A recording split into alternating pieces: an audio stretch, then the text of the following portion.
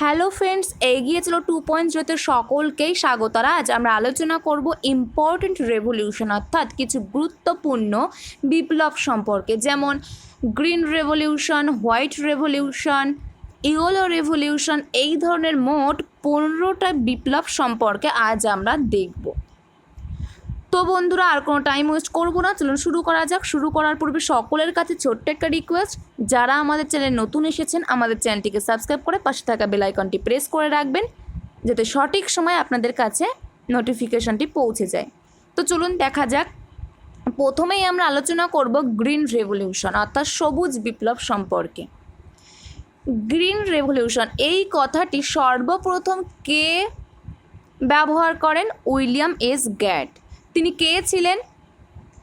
যে সময়ে এই গ্রিন রেভলিউশন ঘটেছিল ঠিক সেই সময় অর্থাৎ 1968 সালের কাছাকাছি সময়ে United state agency for international development অর্থাৎ ইউএসএআইডি এর অধিকর্তা ছিলেন উইলিয়াম এস গ্যাট। তিনি সর্বপ্রথম এই গ্রিন রেভলিউশন কথাটি ব্যবহার করেন। এই গ্রিন রেভলিউশন অর্থাৎ সবুজ বিপ্লবের ক্ষেত্রে কি হয়, অর্থাৎ সবুজ বিপ্লব বলতে আমরা কি বুঝি?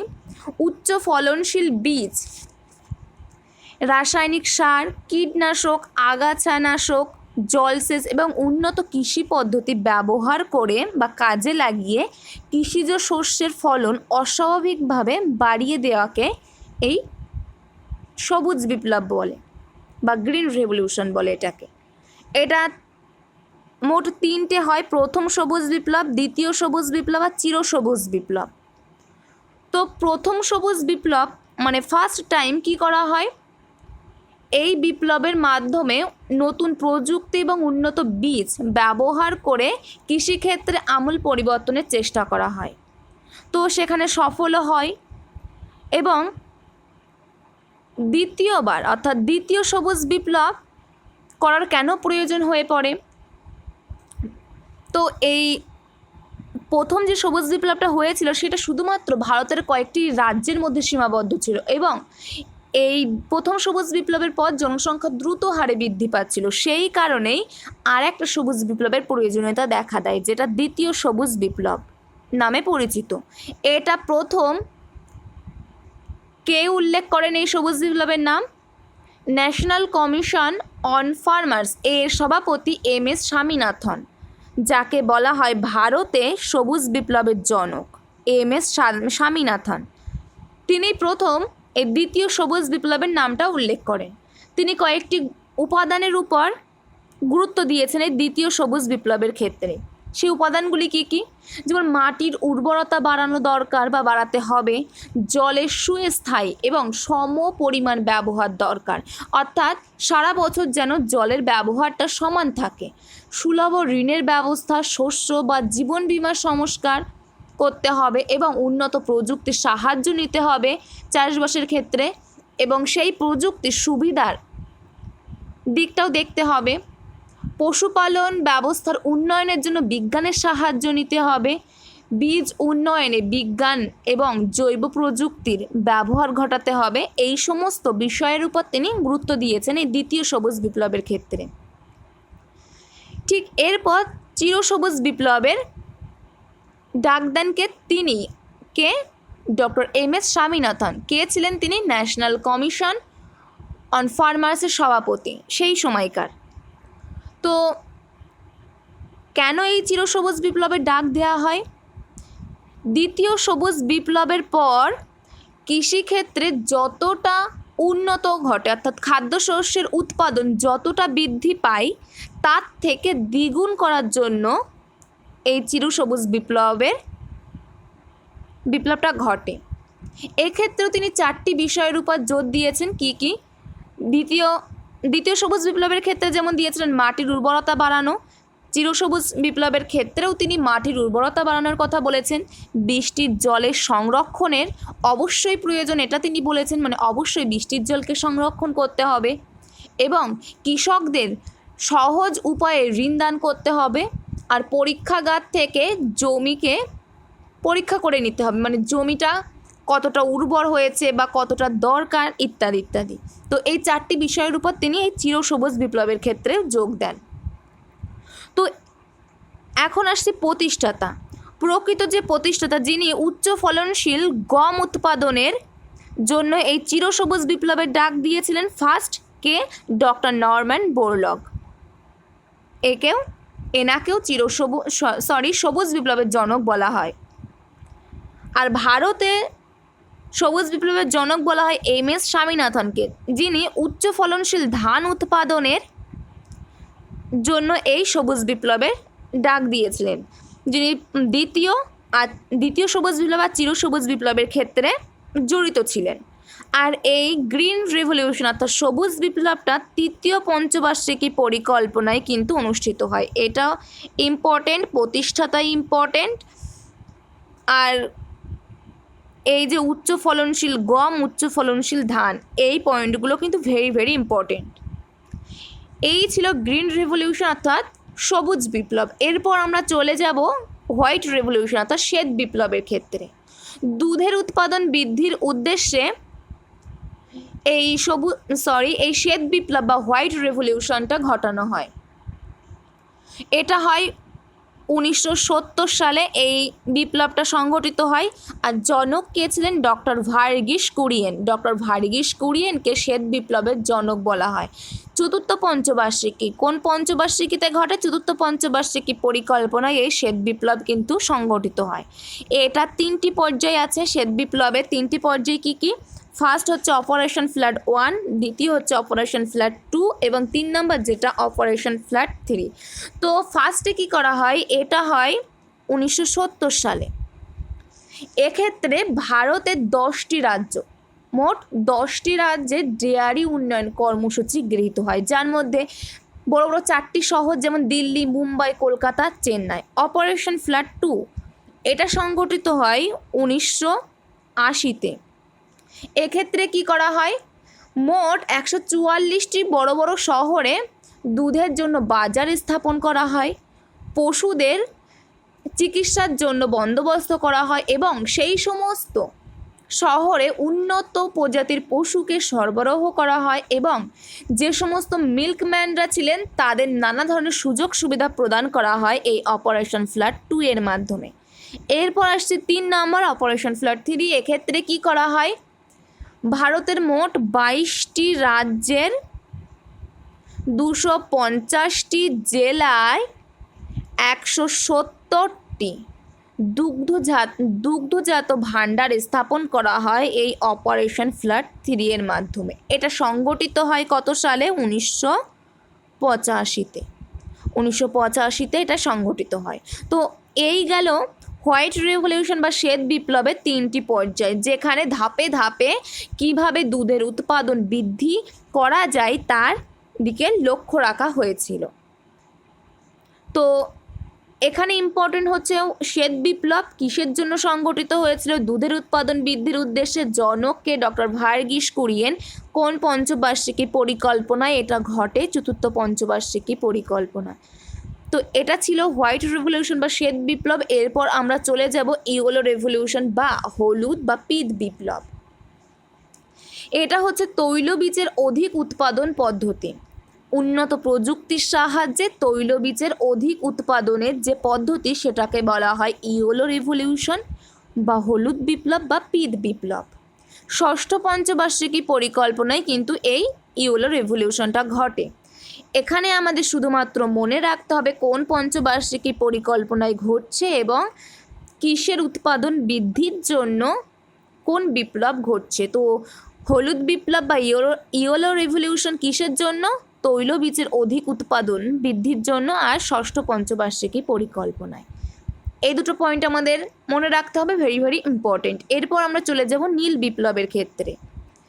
নীল বিপ্লব হচ্ছে বিজ্ঞানসম্মত প্রথায় মাছের চাষকে বলা হয় এই নীল বিপ্লব। তাহলে কিসের চাষের জন্য এই নীল বিপ্লব ঘটে? মাছের উৎপাদন বৃদ্ধির জন্য বা মাছের চাষকে বাড়ানোর জন্য, মাছের চাষের উপর জোর দেওয়ার জন্যই নীল বিপ্লব ঘটে। নীল বিপ্লবের জনক কে ছিলেন?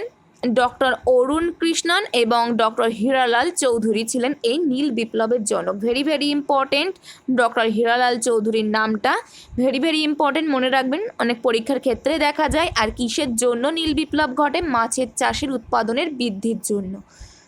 তো এই গেল নীল বিপ্লব। এরপর আমরা চলে যাব পরবর্তী যে বিপ্লব আছে, সোনালী বিপ্লব বা গোল্ডেন রেভলিউশন। উন্নত প্রযুক্তির সাহায্যে ফল ও মধুর যে অধিক উৎপাদনের পদ্ধতি, সেটাকেই বলা হয় সোনালী বিপ্লব। তো এইগুলো সম্পর্কে আমাদের খুব বেশি তথ্য না জানলেও চলবে, শুধুমাত্র কি কারণে কোন বিপ্লব হচ্ছে সেটা ইম্পর্টেন্ট। ফল আর মধুর উৎপাদন বৃদ্ধির জন্য সোনালী বিপ্লব ঘটে, অর্থাৎ গোল্ডেন রেভলিউশন।